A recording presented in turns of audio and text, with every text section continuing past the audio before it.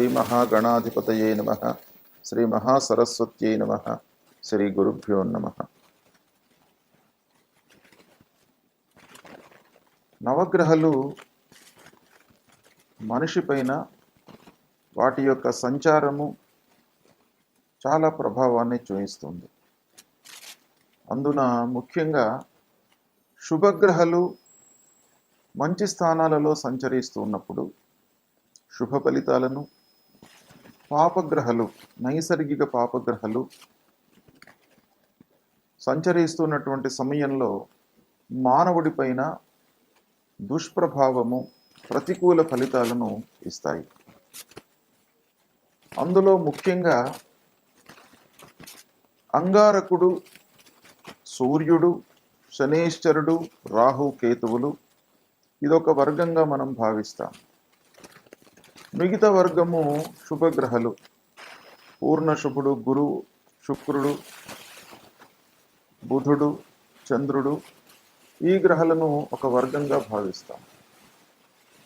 అయితే ముఖ్యంగా అంగారకుడి యొక్క ఫలితము ఎలా ఉంది, అంగారకుడి యొక్క సంచారం మూలకంగా ఈ 12 రాసులలో 12 రాసులలో జన్మించినటువంటి వారికి ఎలాంటి ఫలితాలు ఉంటాయి, ఈ సంవత్సరం మొత్తం కూడాను అంగారకుడి యొక్క ప్రభావము 12 రాసులపై ఎలా ఉంది అనేటువంటి విశ్లేషణను మనం ఒక్కసారి చూద్దాం.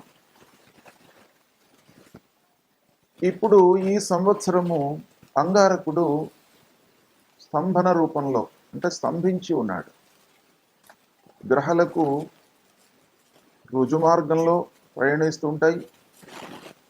కొన్ని రోజుల తర్వాత మళ్ళీ వక్రగతిని పొందుతాయి. మళ్ళీ కొన్ని రోజులు వక్రగతిలో ప్రయాణించిన తర్వాత మళ్ళీ స్థిరత్వాన్ని పొంది మళ్ళీ రుజుమార్గంలోకి వస్తూ ఉంటారు. సూర్యుడికి ఎంత దూరంలో ఉన్నారు అనేటువంటి విషయం పైన మిగతా గ్రహాలన్నిటి యొక్క చలనము ఆధారపడి ఉంటుంది. కనుక సూర్యుడు ప్రధానమైనటువంటి గ్రహం. ఆ సూర్యుడికి ఎన్ని అంశాలలో ఉన్నారు, ఎంత దూరంలో ఉన్నారు, ఏ యాంగిల్లో ఉన్నారు, ఆ కోణీయ వేగం ఎలా ఉంది అనేటువంటి విషయాలపై ఆధారపడి మిగతా గ్రహాల యొక్క చలనము ఆధారపడి ఉంటుంది.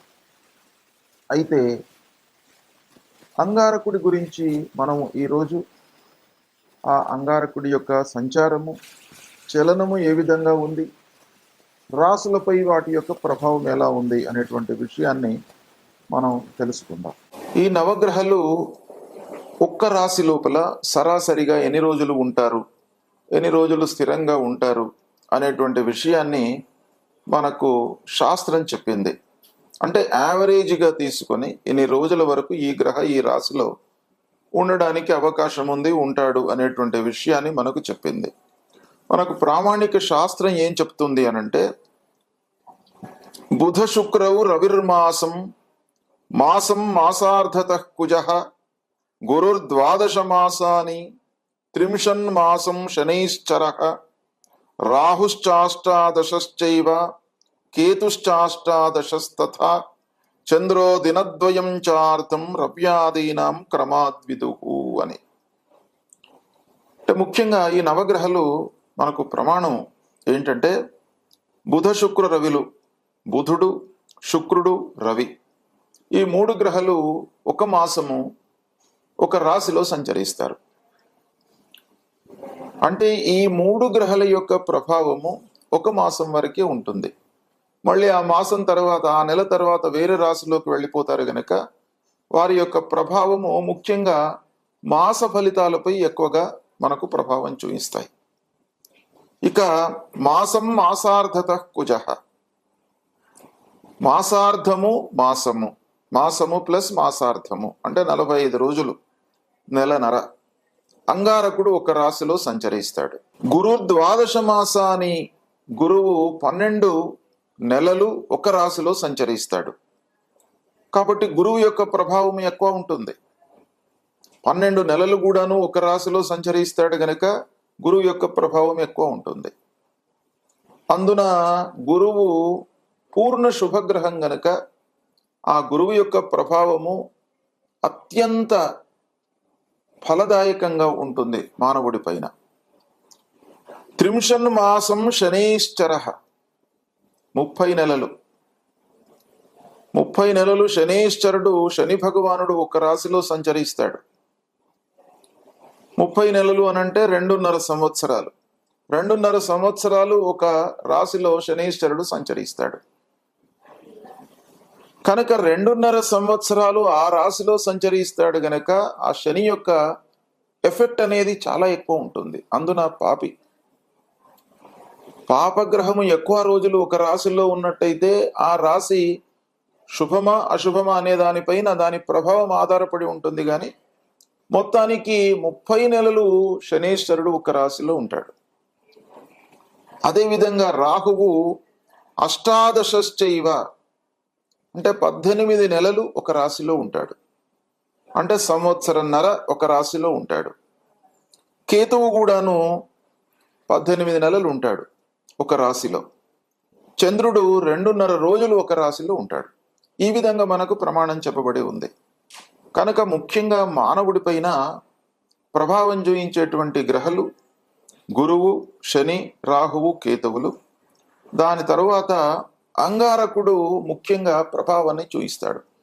ఎందుకయ్యా అంగారకుడు 45 రోజులే కదా ఉండేది ఒక రాశిలో అనంటే, అంగారకుడికి ఒక ప్రత్యేకమైనటువంటి చలనము ఉంది.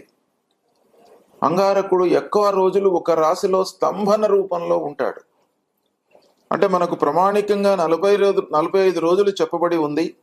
అయితే ఈ సంవత్సరము అంగారకుడు 26 ఆగస్టు 2024 నుండి 20 అక్టోబర్ 2024 వరకు మిథున రాశిలో సంచరిస్తున్నాడు. అంటే 54 రోజులు ఉంటున్నాడు ఈ రాశిలో. రుజు మార్గంలో 54 రోజులు ఉంటున్నాడు. దాని తర్వాత 20 అక్టోబర్ 2024 నుండి 21 జనవరి 2025 వరకు కర్కాటక రాశిలో ప్రవేశించి కర్కాటక రాశిలో ప్రయాణిస్తున్నాడు. అంటే ఇక్కడ 3 మాసాల 1 నెల, అంటే 91 రోజులు ఈ రాశిలో ఉంటున్నాడు, కర్కాటక రాశిలో ఉంటున్నాడు. ఈ కర్కాటక రాశిలో సంచరిస్తున్నటువంటి సమయం లోపల 7 డిసెంబర్ రోజున వక్రిస్తున్నాడు. వక్రించడం అంటే మళ్ళీ వక్రగతి, వెనక్కి నడుస్తున్నాడు అన్నమాట. ఈ వక్రము అనేటువంటిది రిలేటివ్గా జరుగుతుంటుంది. అంటే సాపేక్షంగా మనం చూసినప్పుడు వక్రం అనేది మనకు కనబడుతుంది. అంటే భూమిపైన ఉన్నటువంటి మనకు ఆ అంగారకుడు యొక్క గమనాన్ని మనము అబ్జర్వ్ చేసినట్టయితే ఆ రిలేటివ్గా మనకు వెనకకి వస్తున్నట్టుగా కనబడతాడు, వెనకకి చెలిస్తున్నట్టుగా మనకు కనబడతాడు. కానీ వాస్తవంగా మనం భౌతికంగా ఆలోచించినట్టయితే వక్రం అనేది ఉండదు, ముందుకే నడుస్తూ ఉంటాడు గ్రహము. అయితే మన ఈ ఆబ్జర్వేషన్ ప్రకారంగా 7 డిసెంబర్ 2024 రోజున వక్రిస్తున్నాడు. మళ్ళీ వక్రించి 21 జనవరి 2025 వరకు కర్కాటక రాశిలో సంచరిస్తున్నాడు. అంటే ఇక్కడ కర్కాటక రాశిలో 91 రోజులు సంచరిస్తున్నాడు. ఇక దాని తర్వాత మళ్ళీ 24 ఫిబ్రవరి 2025 వక్ర త్యాగం చేస్తున్నాడు. అంటే 21 జనవరి 25 నుండి 3 ఏప్రిల్ 2025 మధ్యకాలం లోపల మిథున రాశిలోకి మళ్ళీ వెళ్తున్నాడు. అంటే మిథున రాశిలో సంచరిస్తున్నాడు ఈ సమయంలో. అంటే ఇక్కడ చూడండి 2 మాసాల 12 రోజులు, అంటే 72 రోజులు ఈ వ్యవధి లోపల సంచరిస్తున్నాడు. దాని తర్వాత మళ్ళీ 3 ఏప్రిల్ 2025 నుండి 7 జూన్ 2025 వరకు కర్కాటక రాశిలో సంచరిస్తున్నాడు మళ్ళీ. అంటే రుజు మార్గంలో కర్కాటక రాశిలో సంచరిస్తున్నాడు. అంటే ఇక్కడ 64 రోజులు సంచరిస్తున్నాడు. ఇది ఈ కుజుడి యొక్క సంచారం ఈ సంవత్సరం ఇలా ఉంది. అయితే దీన్ని మనం క్షుణ్ణంగా చూసినట్టయితే మొదటి భాగంలో మిథున రాశిలో 54 రోజులు ఉంటున్నాడు. మళ్ళీ 72 రోజులు మిథున రాశిలో ఉంటున్నాడు. అంటే 126 రోజులు మిథున రాశిలో సంచరిస్తున్నాడు. తర్వాత ప్రారంభంలో 91 రోజులు కర్కాటక రాశిలో సంచరిస్తున్నాడు. దాని తర్వాత మళ్ళీ 64 రోజులు కర్కాటక రాశిలో సంచరిస్తున్నాడు. అంటే 155 రోజులు సంచరిస్తున్నాడు. అంటే మిథున రాశిలో 126 రోజులు, కర్కాటక రాశిలో ఏకంగా 155 రోజులు సంచరిస్తున్నాడు. అంటే సాధారణంగా ఉండవలసినటువంటి ప్రమాణం ఏంటి? అంగారకుడు 45 రోజులు ఉండాలి. కానీ ఆ 45 రోజులకు మించి ఒక్కొక్క రాశిలో ఉంటున్నాడు కనుక ఇలాంటి స్థితిని మనం ఏమంటాం? కుజస్తంభనము అని అంటాం. అంటే ఈ సంవత్సరము కుజస్తంభనము ఈ 2 రాశులలో సంభవిస్తుంది. మిథున రాశిలో, కర్కాటక రాశిలో కుజస్తంభనము సంభవిస్తుంది. అయితే ఈ స్తంభనము ద్వాదశ రాశుల వారికి ఎలా ఉంటుంది, వీటి యొక్క ఫలితం ఎలా ఉంటుంది అనేటువంటి విషయాన్ని విశ్లేషించి తెలుసుకుందాం. మిథున రాశి జాతకులకు ఈ మిథున రాశిలో సంచరించడం అనేది జన్మస్థానం అవుతుంది. అంటే జన్మస్థానంలో సంచరిస్తున్నాడు. జన్మస్థానంలో సంచరించడము ప్రతికూలమే. అంటే అంగారకుడు 1వ స్థానంలో మనను ఇబ్బంది పెడతాడు. అనేక విషయాల లోపల అనవసరమైనటువంటి ఆలోచనల మూలకంగా మనస్సు మనకు స్థిరంగా ఉండకపోవడము, అశాంతి, ఇంటి వాతావరణం కూడా మనకు ఇబ్బందికరంగా ఉండడము, స్నేహితులు బంధువులతో మనస్పర్ధలు, కలహాలు, తద్వారా మనను అశాంతిలోకి తీసుకెళ్తాడు. కాబట్టి ఈ అంగారకుడు జన్మస్థానంలో ఉండడము కొంత ప్రతికూలం. అయితే ఈ స్థానంలో సంచరిస్తున్నప్పుడు ముఖ్యంగా ఆరోగ్య సమస్యలు కొంత వచ్చేటువంటి అవకాశాలు ఉంటాయి. చిన్న చిన్న ఇబ్బందులు, చిన్న లెవెల్లో మనకు గాయాలు కావడం, వాహనముల మూలకంగా ఇబ్బందులు తలెత్తడం, అనుకోకుండా వాహనంపై నుంచి కింద పడడం, ఇలాంటివి కొన్ని జరిగే అవకాశాలు ఉంటాయి. ఆ విషయంలో మనం జాగ్రత్తలు తీసుకోవాలి. అపాయాలు ఏమీ లేవు, కానీ మన వైపు నుండి మనం జాగ్రత్తలు తీసుకోవాలి. తర్వాత ముఖ్యంగా వీటన్నిటి మూలకంగా ఏమవుతుంది? మనకు పనిపైన శ్రద్ధ కోల్పోతాం. ఆ శ్రద్ధ కనపరచకపోవడం మూలకంగా మనకు చాలా విషయాలలో ఇబ్బందులు తలెత్తే అవకాశాలు ఉంటాయి. ముఖ్యంగా తల్లిదండ్రులతో వైషమ్యాలు కలిగే అవకాశాలు ఉంటాయి. ముఖ్యంగా తల్లితో అనవసరమైనటువంటి చర్చలు. తల్లి ఎప్పుడు కూడాను బిడ్డ పైన అమితమైనటువంటి ప్రేమని ప్రదర్శిస్తుంది, కానీ ఆ పిల్లాడే తల్లిపైన కొంత తక్కువగా ప్రదర్శిస్తాడు. అది ఇక్కడ కనబడుతుంది. దాన్ని కొంతవరకు రెక్టిఫై చేసుకోండి. తల్లిదండ్రులు మనకు ఎప్పుడు కూడాను మంచి సలహాలే ఇస్తారు. స్నేహితులు, బంధువులు అందరికంటే కూడాను మీ క్షేమం కోరేటువంటి వాళ్ళు తల్లిదండ్రులే. కాబట్టి తల్లి ముఖ్యంగా మీకు ఏం చెప్తుంది అనేటువంటి విషయాన్ని మీరు గమనించడం ఇక్కడ అవసరం. తల్లిదండ్రులతో మీరు బాగా ఉండడానికై ప్రయత్నాలు చేయండి. తర్వాత ఈ జన్మస్థానంలో సంచరిస్తున్నటువంటి సమయంలో భార్య పిల్లలతో కూడాను కొంత వైషమ్యాలు, అనవసరమైనటువంటి వాగ్వివాదాలు, భార్యతో అన్యోన్యత లోపించడం, ఏదో విషయం వస్తుంది దాన్ని ముందు పెట్టుకొని అనవసరంగా చర్చించడం మూలకంగా భార్యాభర్తల మధ్యన అన్యోన్యత లోపించే అవకాశాలు ఉంటాయి. దాన్ని కొంచెం జాగ్రత్తగా చూసుకోండి. ఇకపోతే అనవసరమైనటువంటి సంఘటనలు మీరు అనవసరం అనుకుంటారు. ఏదో సమాజంలో ఏదో జరుగుతుంటుంది, దానిపై మనసు నిలపడము, అందులోకి వెళ్ళడము, వాళ్ళకి ఏదో మనము ఉద్ధరిద్దాము అనేటువంటి ఉద్దేశంతో మీరు వాళ్ళకి వీళ్ళకి సలహాలు చెప్పడం మూలకంగా ఆ వ్యవహారం మన పైన పడుతుంది. కాబట్టి ఇలాంటి వాటిలోకి వెళ్ళకండి. మీరు ధైర్యంతో మీరు పనులు చేయండి, కానీ మీ మట్టుకే మీరు చేసుకోండి. వేరే వాళ్ళ కొరకు మీరు చేయకండి ఈ సమయం లోపల. కనుక జన్మస్థానంలో సంచరిస్తున్నప్పుడు కొన్ని ఇబ్బందులు ఉంటాయి. ఇక దాని తర్వాత మళ్ళీ 20 అక్టోబర్ నుండి 21 జనవరి వరకు కర్కాటక రాశిలో సంచరిస్తున్నాడు.